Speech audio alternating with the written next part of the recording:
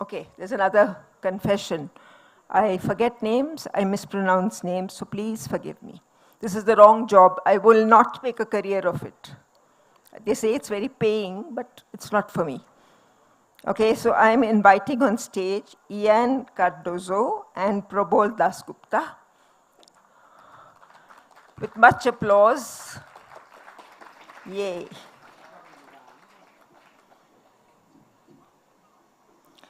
And and Manraj Grewal as the compare. Have I got it wrong? Huh.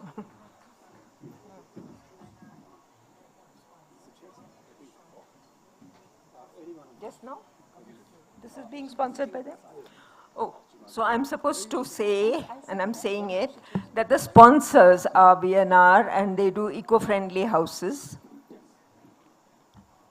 And they are very well known in Goa, and very soon, thanks to this fest and their own work, they'll be very well known in Kasauli too. Welcome, and over to you. Good afternoon, everyone. There is no way, no matter how much you have eaten, there is no way you can nod off, because we have two cracker of infantry officers, and they are both Gurkhas. In fact, General Cardozo was known as Kartu Sab, because the Gurkhas couldn't pronounce Cardozo well. They didn't know how to say that, so they used to call him Kartu Sab. And last time I'm told, he was the showstopper. So no matter how sleepy you're feeling, they will completely jolt you out of that. And so one is General Cardozo. He has many firsts to his credit. He was the first one in NDA who got both the gold and silver medal. It is a first that hasn't been repeated ever since.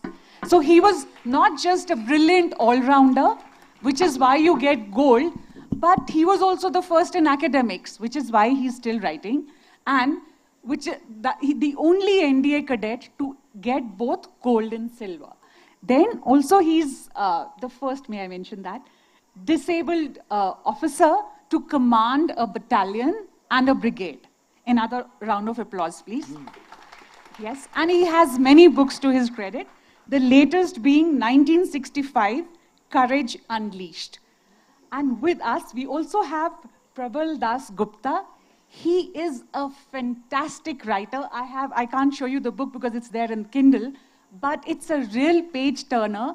And what he has done is, he has documented how the Indian soldier, who we always, we look at the Indian soldier and we think of 1947 onwards. So he has documented how the Indian soldier has shaped the history of not just the subcontinent, but also of the world, beginning with his participation in World War I, when there were many soldiers and even officers, especially from this region, who did amazingly well and who kind of were the make or break cogs in various battles. So from World War I to 2611, he's written this wonderful book called Camouflaged. Camouflaged, and yeah, that is the book's name. And he's also a Columbia School. He did his master's from there, so it's both brawn and brain. And he's been consulting to various global organizations and writing these. And he's also, I don't know, I haven't asked him, but it seems like he's a birder, because his books, he's talking of officers and that, whatever, the names of various birds, pink-throated, whatever. I was really, really amazed. So amazing descriptions. You go through his book and you say, oh, and 3 judges who were outnumbered, but who said, no, we do not want any reinforcement, and this Dogarai, we will take it. This happened in 1965. Over to you, sir. Good afternoon, ladies and gentlemen. Thank you for being here. It's post-lunch, and when we were in the NDA, when anybody came to speak to us, we were very, very happy. Why? Because we used to be in the auditorium, and the lights used to be switched off, and we used to go to sleep. So if anybody wants to go to sleep, you're welcome. However, please don't snore and wake up your neighbor. There's a lot of gaps between what is known and what is unknown. Now, she said that I was first in academics. Actually, in my second term, I failed in maths, I failed in Hindi, I was on warning for relegation, and the message which I can convey to all of you is the principle of war, of cooperation. My DIVO officers told me, son, you're good in everything, but you failed in maths and Hindi. So what are you going to do about it? So I said, sir, I can't help myself. So he said, there's a principle of war called cooperation. You help others in Shakespeare and grammar and all those sort of things, and they'll help you in Hindi and maths. And that's what happened. And then finally, I managed to get to the top in academics also. So the Battle of Dogra. The Battle of Dogra is something which the world has forgotten, but only the army remembers, and particularly the Jats. It is a fantastic story which is probably unbelievable. Now, you know, everybody thinks that the army is a very, very, very disciplined and all that sort of thing. But this commanding officer, Desmond Hayde, he broke every rule, disobeyed all the orders, and achieved something impossible. Now, what had happened was, in the 65 war, what we need to know is that many of us, leaders, political as well as military, we are in a mode of denial. In 1965, Pakistan had planned a huge operation to capture Akhnur. 2 infantry divisions, an armored brigade. The Indian army at that time had 2 war games. They had war gamed the possibility of what Pakistan would do. It panned out exactly what had happened, but they did not prepare for it. In the Battle of Cham, we were just 4 infantry battalions and 1 light armored regiment against this colossal army of Pakistan. And what happened was that the Pakistani 12 infantry division and 7 infantry division came within 12 miles short of Akhnur. If Akhnur fell, Jammu would be compromised, the second route to Srinagar would be compromised, the route to Siachen would be compromised. Siachen was not there at that time. The route to Kargil would have been compromised. Luckily, Lal Bahadur Shastri took that momentous decision to open a second front in Punjab. And that drew away Pakistan armour and infantry to face us in Sialkot and in Punjab. So, what happened? When he opened the second front, the Indian army, which was part of 1 Corps and part of 11 Corps, many of the battalions had just been raised. We had not been trained. My own battalion was holding pickets with just 6 months' service. So the point is that when the second front was opened, the task was to threaten Lahore. Now, that was a task for 11 Corps. But we were not able to do it. But the CO said, okay, I'll do it. Can you do it on your own? Yes, I can do it on my own. So 3 Jat attacked Dogra across the Ishigal Canal. It's a long story, it's in the book. But to cut it short, he found that all the loopholes, the bunkers, Pakistani bunkers, were facing Indian side. So he said, let me go behind them. And that's what he did. And the Dogra was captured.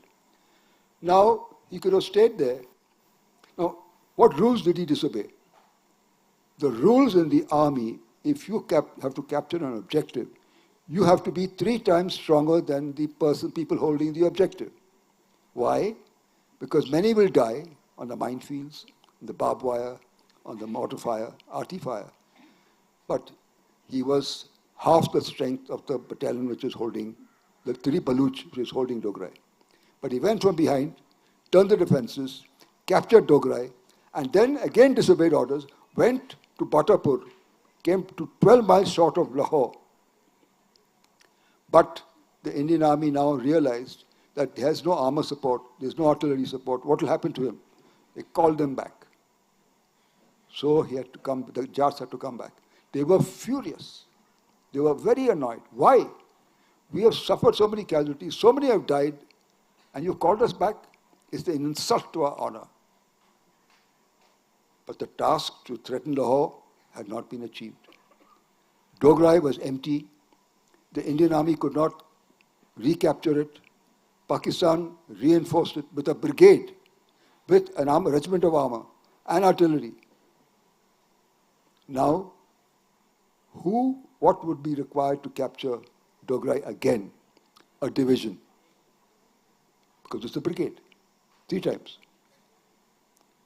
3 Jats said, it is our destiny to capture Dogra again. Nobody else can do it. We will do it.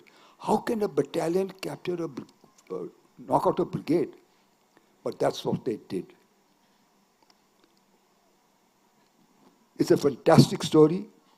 Please read it, and you will come to know what the Indian Army is all about. And the Jats. And the Jats.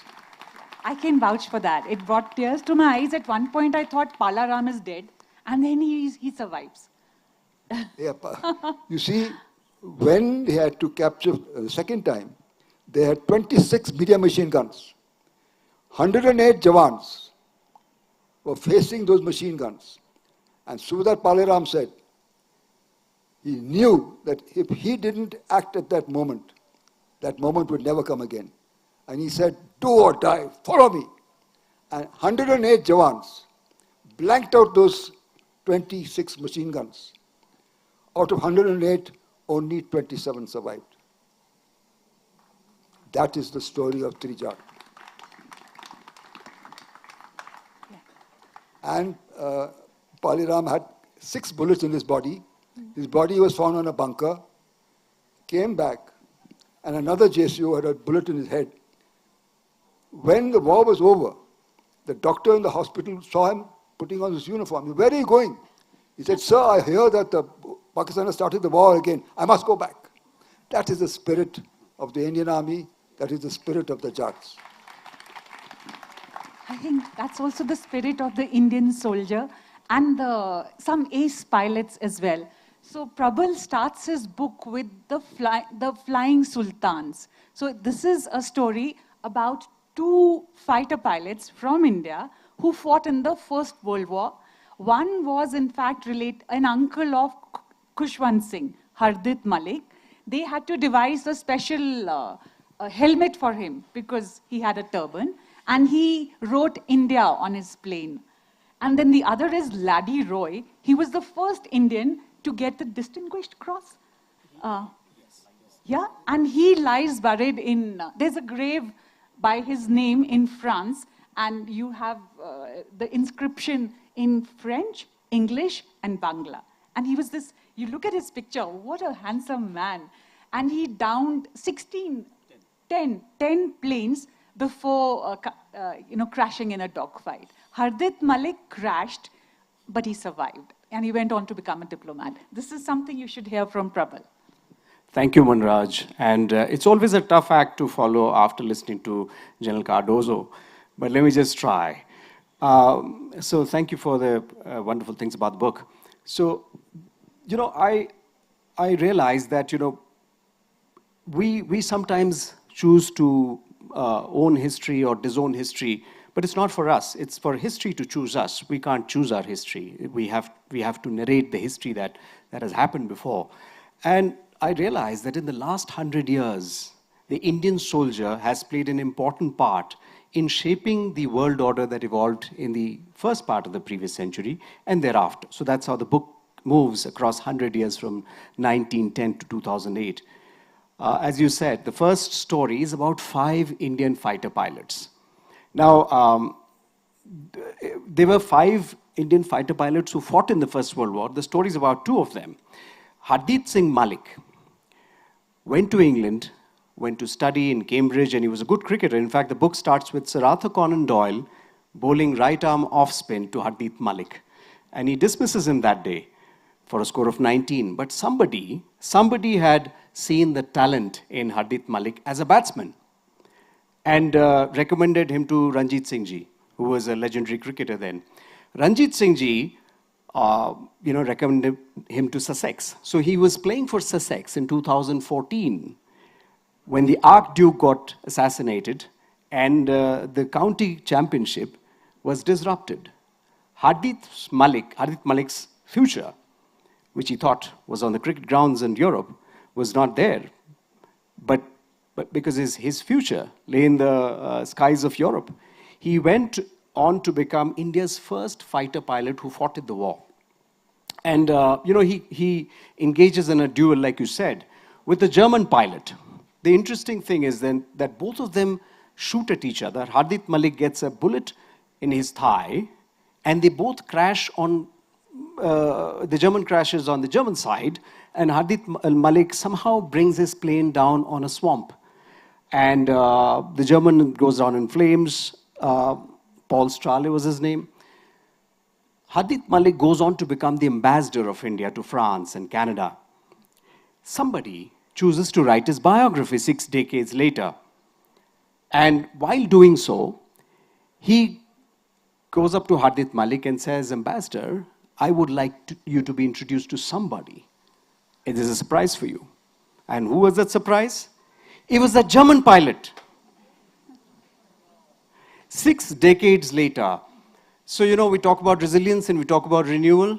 We talk about how they fought as enemies and they were introduced by a biographer 6 decades later in their 80s.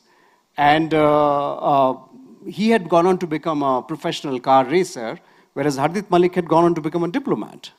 So this is a story. And there's another story of Laddie Roy, Indralal Roy, who's the granduncle of Prannoy Roy. So Indralal Roy was 19 when he had downed 10 German aircraft. And he was lauded, he was a legend in the British messes as much as feared in the German officer messes. And finally, when he was brought down, and you spoke about his epitaph on his grave in southern France, the French, so conscious as always about the cultural part, ensured that they wrote on his epitaph, "Here lies the bravest of the brave. Let him rest, do not touch." But they wrote it in French and Bangla because they said that, well, here's somebody who's not English, died in France, but he was from Bengal. So that's how they did that. When Laddie Roy's mother was asked whether she would like, at the end of the war, whether she would like to inter the the remains, she said, "No, let him rest under the skies of where he died doing what he loved most, that is flying." 1.5 million Indian soldiers went to war in the First World War. They went to Belgium and France, countries that they were not familiar with. They were fighting the Germans, who were not their enemies. They were fighting for Britain, which was not their country. And some yet, of them were taken prisoners of war. Prisoners of war as well. And one of the stories again is another. I mean, the other story is about how a prisoner of war, Chanan Singh Dhillon's story, where sometimes you go looking for stories. Sometimes stories arrive at your door. I was in Delhi having a glass of beer with this gentleman, and he said, "My father was in the Second World War, and he was a prisoner of war, and he had written a diary in Punjabi." And we got talking. That diary, which talks about his life in prison for the 6 years in war, and he wanted to become an officer, but he was told that he didn't know enough English to become one. So he was sent to Africa, was captured by Romel's troops, and he wrote a diary each day of his life in prison. So that diary from Punjabi was translated it into English, and I reconstructed it into a story. Later on, he became Colonel General Singh Dillon, and he survives death on so many counts. It's a Tom Hanks-like story where the ship capsizes and he survives. Then he digs a tunnel from under prison. He escapes. Then he's caught again. So it's called Three Lives in a War. Yeah. So there are many of these stories which have their twists and turns, and you do not know where they end. And the journey, as always, was more fascinating than the destination for me, as I met people along the way, sources, discovered stories, unearthed them, and they were all a fascinating experience. Absolutely. In fact, Punjab Digital Archives, I think Arish would know the exact name of that. They have audio recordings, right, of prisoners of war in German prisons, and it's terribly moving to hear them.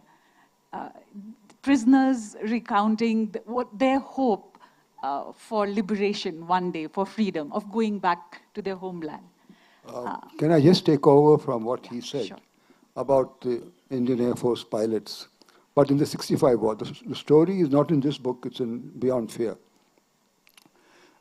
We don't have much time, so I'll make it short and snappy.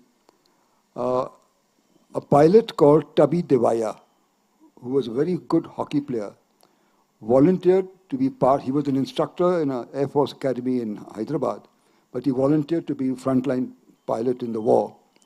And he was a reserve pilot when they had to attack Sargodha. Now, the reserve pilot was supposed to be on ground unless another pilot fell out. He was supposed to be on ground, but he took off. And he was at the tail end of the squadron. He was called Tail End Charlie. Now, they attacked Sargodha. Now, the missed airs had just enough fuel to hit Sargodha and come back. And the orders were, nothing else, just hit Sargodha and come back. But he was at the tail end of the group which went to bomb Sargodha, and a Pakistani pilot and a starfighter. A starfighter is a supersonic fighter, and a missed air is a subsonic fighter. But he was ordered, don't get involved in a combat. But he disobeyed orders, turned around, shot the starfighter out of the sky. The starfighter pilot survived. Tubby Devaya died. But nobody knew his story because there was no witness. So when they came back, they were waiting for him. He never came back.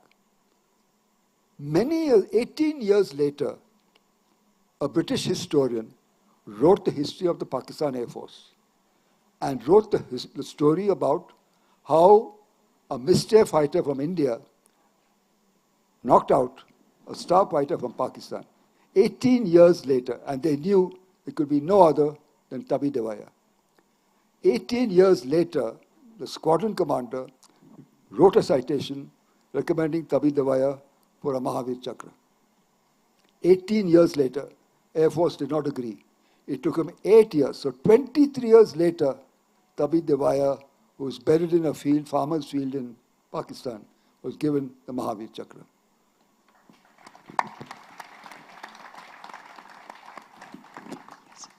So every war has an objective, right? Okay. Every war has an objective, stated or unstated. So why did India return Haji Pir Pass? I've always wondered.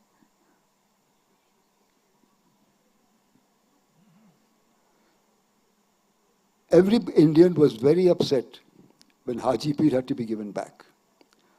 Haji Pir was a fantastic operation captured by a brigade commanded by an officer from my regiment, General Zoru Bakshi.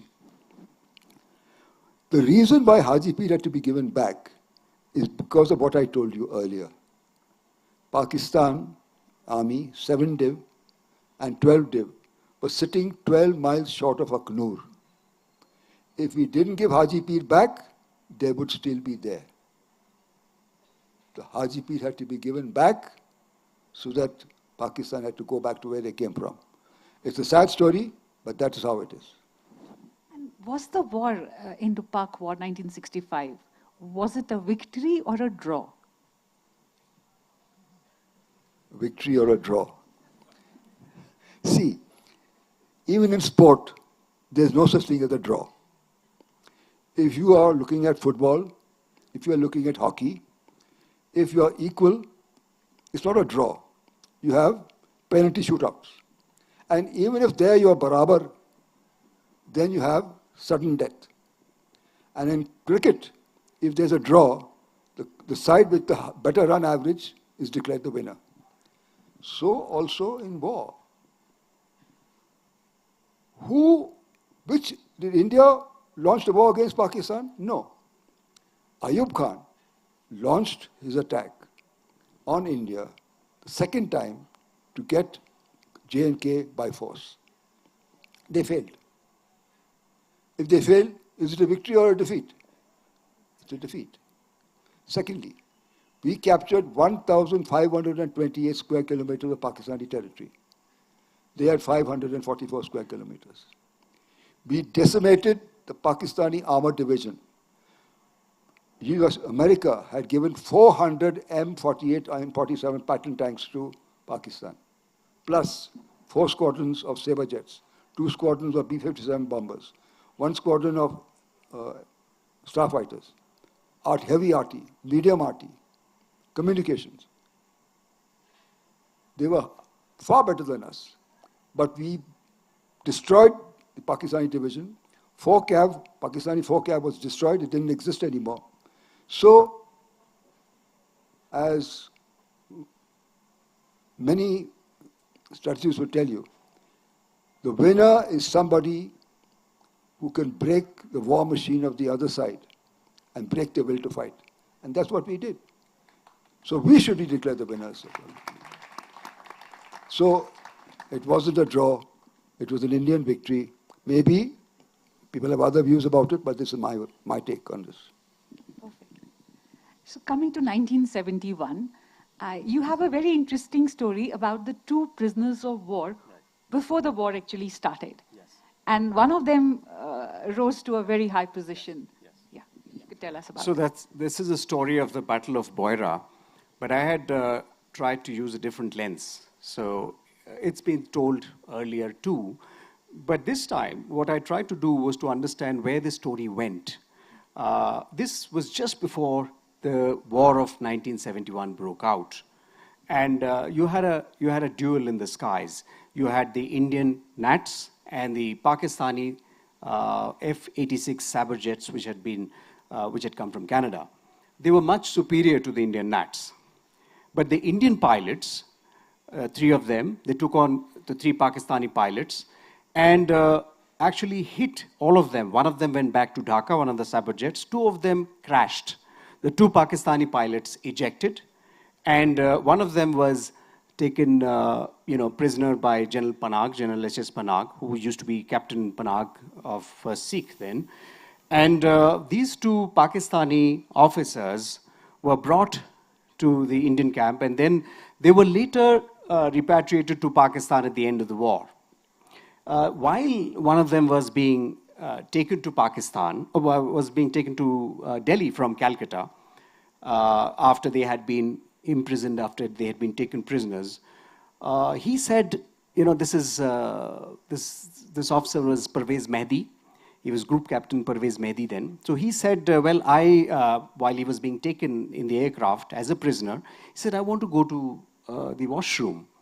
So I said, okay, but the Indian officer kept an eye on him. So he went to the washroom, and quite some time passed and he hadn't returned. So the Indian officer got up, squadron leader Pradeep Kapoor. So he got up and he wanted to check what's happened with Pervez Mehdi. And then Pervez Mehdi comes out and he says, please tell your sentry he's gone to sleep with the weapon. So, here was this chance of this Pakistani officer hijacking the aircraft, but he chose to tell the Indian officer that, look, this is what has happened. The story continues. The Pakistani officers went back to Pakistan after the end of the war. Pervez Mehdi was shot down by squadron leader Don Lazarus. in the 71 war. So Don Lazarus was the Indian pilot. So in 1995, 95, 96, Don Lazarus, long retired in Kunur, opens the newspaper and sees a news and reads the news that's something that brings back old memories. Pervez Mehdi has become Air Chief Marshal Pervez Mehdi and becomes the new Pakistani Air Chief. So he says, let me write to him. He thinks who's going to reply karega, who's going to reply from the Pakistani end, but he still writes to him, saying that congratulations, I think we have met before in the air. So, and he forgets about it. One fine morning, there's a postman at the door. It's a response from the Pakistani Air Chief saying, thank you, I remember, and you were better than me. Well, there's a bit of the story after that as well. So when Kargil happened, Air Chief Marshal, before Kargil happened, Nawaz Sharif was about to appoint General Pervez Musharraf as the Chief of the Army Staff. Pervez Musharraf and Pervez Mehdi were batchmates in the Pakistani Training Academy while they were being trained to be officers. But he never quite liked Pervez Musharraf. So he goes up to Nawaz Sharif and says, and I'll say this in Hindi, और किसी को chief बना देना, इसको मत बनाना, career आपकी खत्म हो जाएगी. And he meant that, don't make somebody else, but not him. That'll end your political career. He was so prescient. So we know what happened after that. Also, in Kargil, Air Chief Marshal Pervez Mehdi was asked whether the Pakistani Air Force is to be used by Pervez Musharraf, by Nawaz Sharif, who was the president then, and he refused to use the Pakistani Air Force in Kargil in 1999. So this is that story which, again, starts from 71, moves 28 years, and it also, what I wanted to talk about was the story of individuals which generally gets swamped by the grander narrative of war and strategy. So these are stories that kind of bring out some of these nuances of human connects. And they wanted to visit Indian discos or something like that? Yes. So this is a little story where, after they had downed the Pakistani airplanes in Calcutta, they visited, they said, the three Indian pilots, Don Lazarus and two of them, so they said, well, we would like to celebrate. So they go from Dum Dum, where their base was, they go to Calcutta, and they walk into one of the jazz bars, Trinkas in Calcutta, and Pam Crane was playing there. And it's like how the Tom Cruise movie was. So they all cleared up the table saying that, here are these three Air Force heroes in their overalls who've arrived. So they sat at the table and their drinks were served to them. And so all that happened.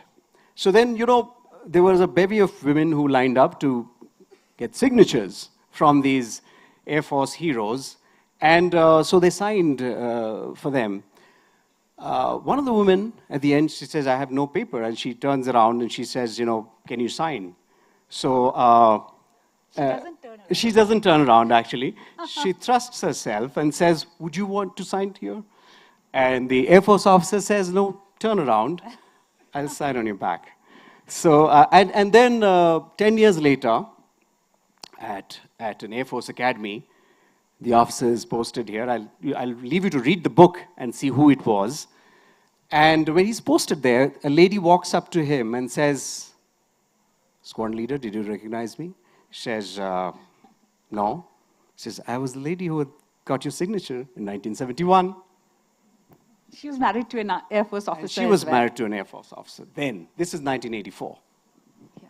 So coming to you, sir, is disobedience an option in war?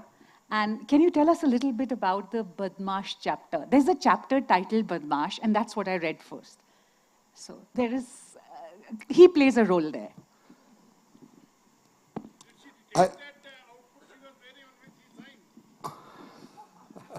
She certainly had his signatures. She had a piece of paper. Okay. Disobedience. I think this is something we should all think about. You know, there's a saying, an army of sheep led by a lion is better than an army of lions led by a sheep. So,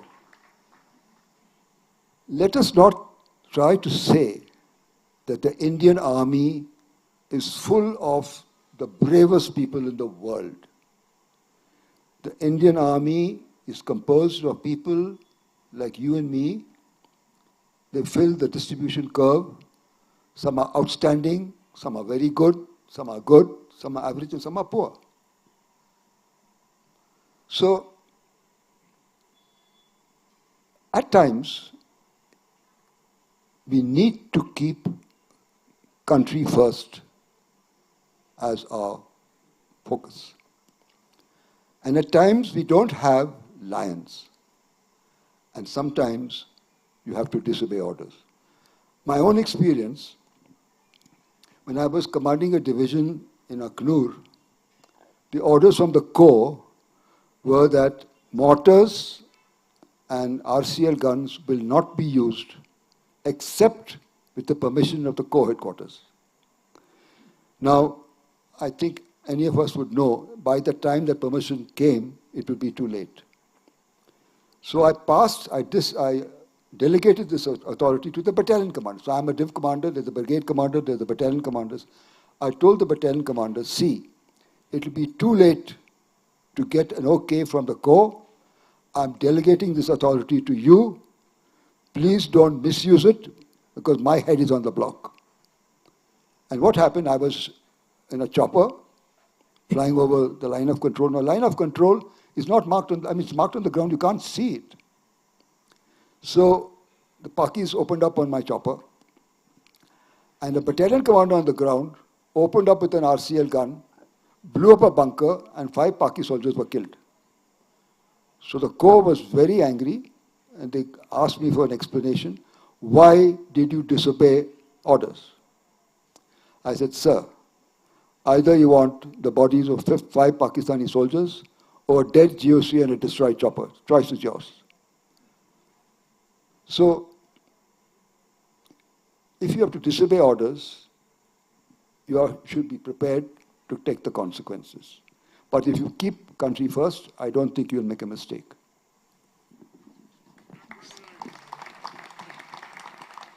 Coming to you, Probal. Now we come to the war within. So since your book has a wide canvas, you've also spoken about the operations, IC operations, in counter CI operations in the valley. So there is a chapter titled Major and Militant. It's absolutely fascinating, very politically incorrect as well. I would like you to expound on it. Yes, yes. So, General Cardozo spoke about the fact that you must put country first. And he spoke about taking the right call. This is a story where, we talk about insurgencies across the world, and you look at the Indian Army and how the Indian Army has handled Kashmir and Northeast and every other insurgency. And it's a lesson for the rest of the world in terms of how, barring the odd exception, the kind of moderation, the kind of ethical underpinning that goes into the operations and the functioning is what this story brings out. The militant and major is a story of the insurgency period in J&K, when a militant surrenders to an army officer, to a young major, but the commanding officer asks the major to bump him off. And this is a real story. And I'm not in any way alluding to any misdeeds. It's the army that has handled the valley for the last 30 years. But this incident brings out the caliber, the understanding of the young officer who was there, and the various young officers who put their lives in the line of duty. So he's asked to bump him off. And then he has to take a call whether to obey the protocol or to take a higher call.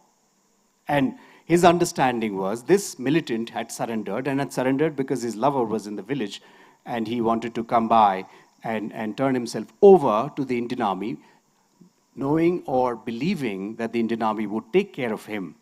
And he had genuinely surrendered. So the young major believes that he had genuinely surrendered and he should not be killed. And he goes against the orders of his commanding officer and lets him go. And the story kind of also proves its line to be true, because later on, and I leave you to read the story because, some years later, when the young officer is returning from the valley, he's contacted by the militant in Delhi. And the militant brings him over to his house and tells him how he has helped him turning over a page. So this story, in a sense, talks about the conversations the militant has with the army officer, the various kinds of, ethical dilemmas, identity issues, crises that has come about in the wars or in the conflicts that have come, that have been there since the late 80s and 90s with the rise in insurgency. That's something that the story chose to bring about. And through these stories, through the protagonists, the idea was to also locate where the country was at that point of time. And in the 90s, in the 2000s, there has been ever since, the battle, the insurgencies, where you have unseen adversaries. Adversaries don't wear uniforms anymore. But how do you look at that? How do you tackle those complexities? How do you tackle identity dilemmas? And this story of the militant and the major, in which their views are at conflict, and how they reconcile, and what happens. And more importantly, how a young officer is in the horns of a dilemma, but takes a call that's a higher call, which he believes is greater than protocol. And his Jawans agree with him. So it's three of them who decide, what do we say now? So he says, we shot him and we dumped his body in the Jhelum. And it's between the three of them. So that's you must read it. Really, I'm giving away too much. Yeah. Sorry, you have something to say. Yes. When I said that one has sometimes to disobey orders, it's not the rule, it is the exception. And I'd like to tell you a story where obedience, we are generally very, very obedient. We follow the rules, we follow our orders. This is a story about how a Sipahi kills a tiger with a bayonet. A Paltan called 17 Sikh goes for training to the forest near Gwalior, and they're training, and the forest warden comes and tells them, sir, be careful, there are tigers here. We want you to be conservators of nature. Please be careful. He said, don't worry. So the CEO tells the men, you will not fire at any animal except when you are in danger of being killed. Time passes, they go deeper into the jungle. To cut a long story short, a tiger attacks one of the men, and when the men start running to save him, he runs away with his turban in his mouth. But he's badly mauled and he has to go to hospital. Now the Jawans are saying, sir, can we not now use our weapons? He said, no. The soldier is the guardian of the animals and the fauna and flora of India. You will not fire. But I will allow you to fix a bayonet on your rifle, and you can frighten the tiger away with your bayonet. The tiger attacks again. The tigress actually attacks again. And attacks the junior-most recruit. They're beating. In the forest, they're conducting a beat to drive the tiger away. But the tigress jumps, leaps, and falls on this soldier. But this soldier is obedient. He stands fast with his rifle, and the bayonet goes through the heart of the tigress. And the tigress falls over him. And there's a pool of blood, and nobody knows whether the blood is of the Sipahi or of the tigress. 12 men are required to lift the tigress. When this guy gets up, he says, "Mere bayonet kahan hai? Mera rifle kahan hai?" He's bothered about his rifle. So, this story is a true story, how a Sipahi, following orders, obedient to the end, kills the tigress with his bayonet. And that Paltan is called Tiger Paltan. And if you go to the officer's mess, you'll find the skin of this tiger over there and the bent bayonet. The bayonet got bent after it entered the tiger's heart. So obedience is the rule. Disobedience is an exception. So last two questions before we open it to the audience. Are Indian politicians and the higher military office, this is for both of you, sometimes are they out of sync with the ground reality? I'm glad you asked this question. I think we ought to realize, all of us, in our lives, our everyday lives, sometimes we are in denial. And the Indian politician and sometimes the Indian military hierarchy are in denial. We need not be arrogant. We need not think that we know everything. Even a soldier can influence the plans of a general. Keep an open mind.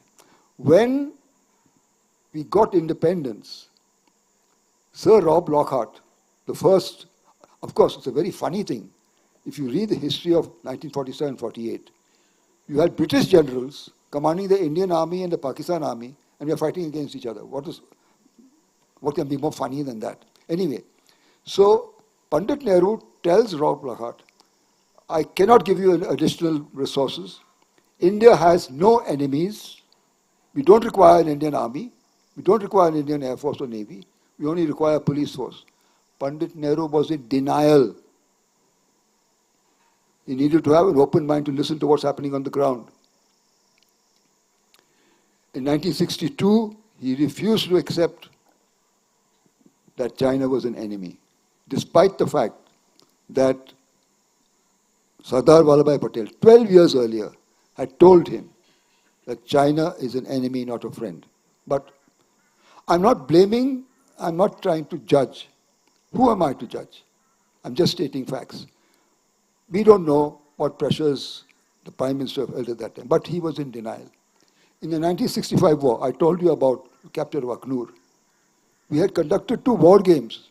We knew exactly what Pakistan was doing, but we were not prepared. We were again in denial. So we need to keep an open mind. Whatever we do, whatever our endeavors are, we need to listen to what people are saying and then take decisions. So there's a lesson in war for all of us, in our daily lives, in our various endeavors, to keep an open mind, to listen what people are saying and then decide. So Manraj, sure. So just to add to what General Cardozo said, we talk about India-China. My book, Watershed 1967, talks about India's victory over China in 1967. It took 53 years for the book to be written because we don't read our history. That's where if we keep our ears to the ground, we would know which way the equation between India and China moved in the last 50 years.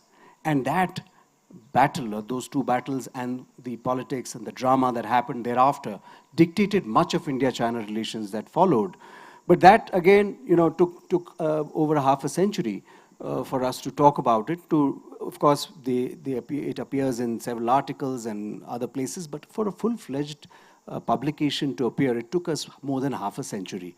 So I think that is something that I wanted to also, sort of supplement by way of what he mentioned, that we need to be aware of how history moves and how history informs us. And history informs us about our present as much as it does about our past. Can I tell you a little story that kind of, strings together the last 100 years? And when we talk about soldiering, when we talk about and it's important for us, people outside as well as politicians, to understand what links, what is it that underpins the brotherhood, the soldiering that has happened over the years, and how does it link up with the wars, etc. So this is a story of Manta Singh. In 1915, Manta Singh was with 14 Sikh, and Manta Singh was in the Battle of Neuve-Chapelle. Manta Singh was fighting the Battle of Neuve-Chapelle, and 40,000 English troops were there, out of which 20,000 were Indian fighting there. There were 10,000 casualties in the first 3 days. Bullets were flying everywhere. Artillery shells were bursting around him, and Manta Singh sees his company commander, Captain George Henderson, shot. What does Manta Singh do? He leaps up from his trenches, picks up George Henderson off the ground because he's badly wounded. He looks around, spots a wheelbarrow, deposits him into the wheelbarrow, wheels him out of the battle. In doing so, Manta Singh gets hit on his arm and his legs and his abdomen. Both of these warriors are out of the battle. George Henderson recovers in 4 to 5 months. Manta Singh is taken to a faraway hospital in Brighton. He develops gangrene after 8 months. He dies after 12 months. News reaches George Henderson. He's devastated. He's shocked. He's extremely sad. What does George Henderson do? He goes to Punjab, seeks out Manta Singh's son, Asa Singh, brings him to England, ensures that he gets education, and gets commissioned into the British Army.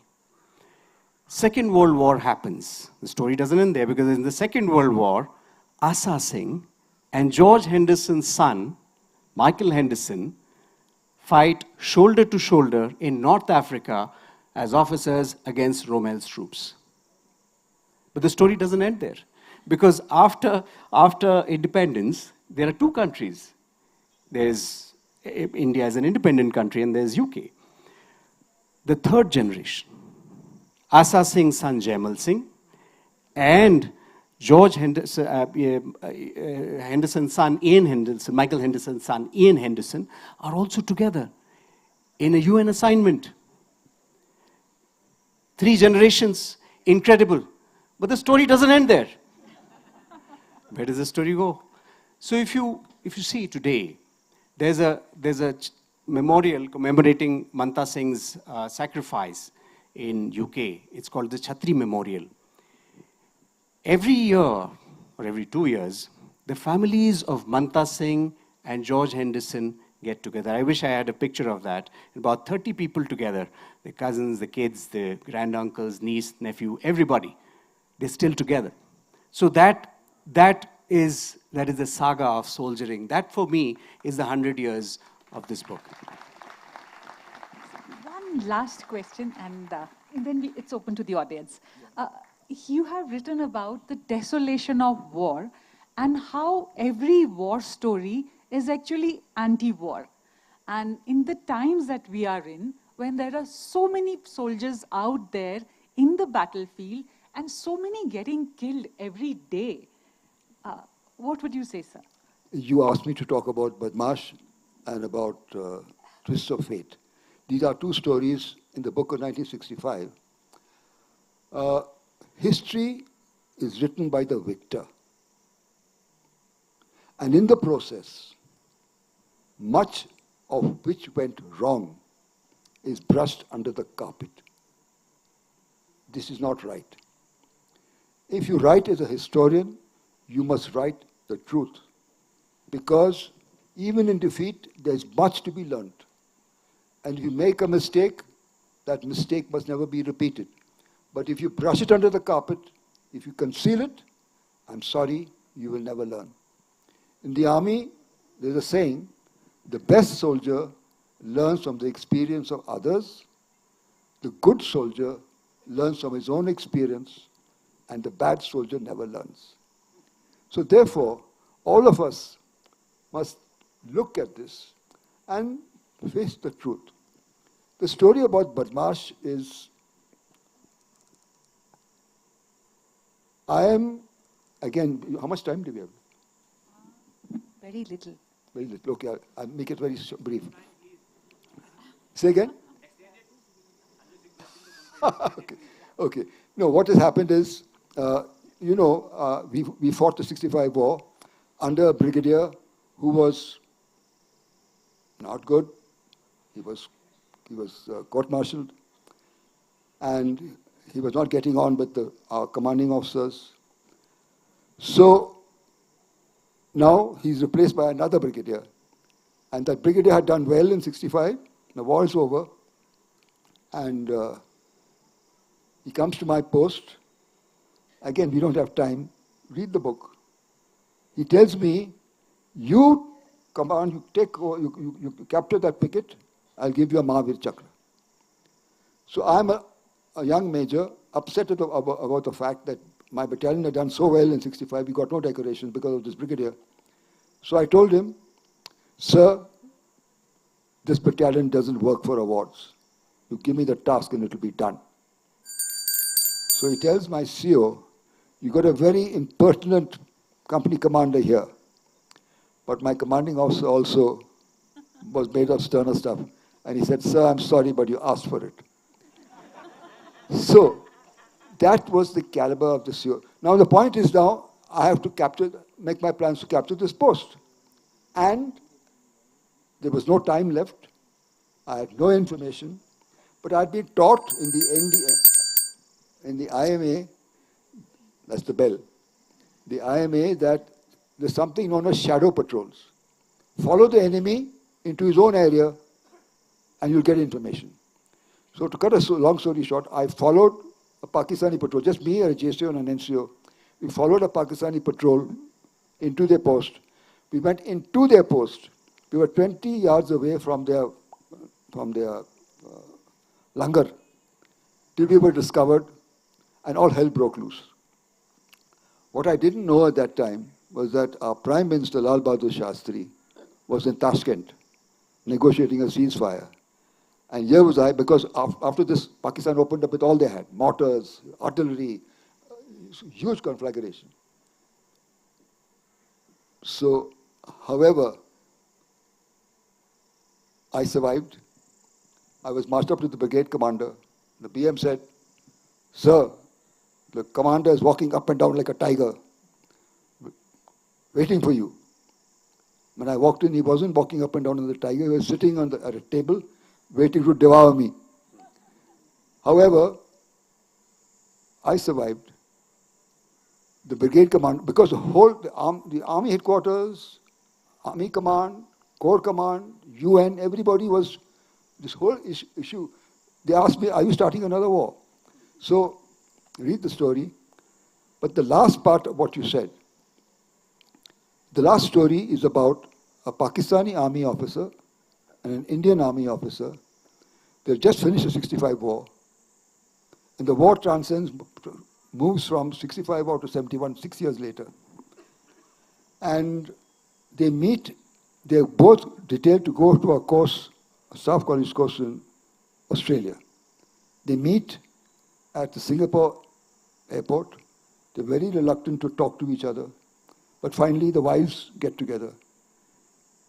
They go to Australia. They are now doing the course together. They become friends. The Pakistani lady's father is dying in Pakistan. He wants to see her daughter. She doesn't know what to do. The Indian lady tells her, leave your kids with me, I'll look after them. So they become very close. But then the war is about to start. The course is terminated. They both go to their respective areas. And what happens, let's read the book. On that note, so can we open it to the audience? I'm just going to stand there. Okay. Yeah. How much time do we have? Question answer is the most important part of any discussion. So at least Yes. two questions at least. No observations, only questions.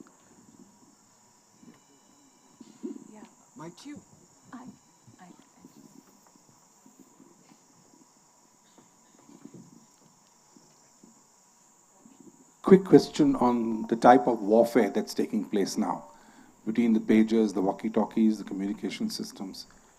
Are we going to have a conventional war or are we going to have a cyber war?